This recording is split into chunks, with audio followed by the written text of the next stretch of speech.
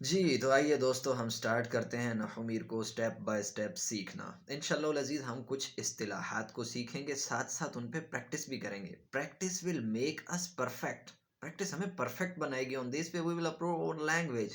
اور اس طریقے سے ہم اپنی لینگویج کو اپروو کر پائیں گے ٹھیک ہے it's very easy simple not difficult مشکل نہیں ہے آسان ہے بٹ ہمت مردہ مدد خدا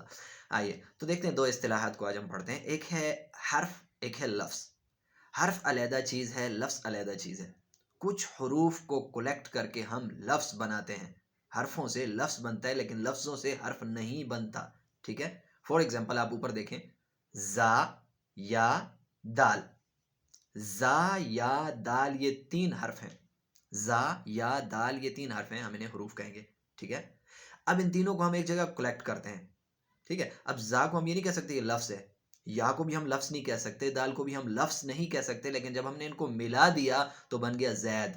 ٹھیک ہے ایک نام بن گیا اب یہ ایک لفظ ہے ٹھیک ہے زاد را با ٹھیک ہے زاد حرف ہے را حرف ہے با حرف ہے ٹھیک ہے تو بن گیا ضربہ اگرچہ فعل بنا ہے لیکن یہ ہے کہ ایک لفظ بنا ہے ٹھیک ہے حروف سے لفظ بنا ہے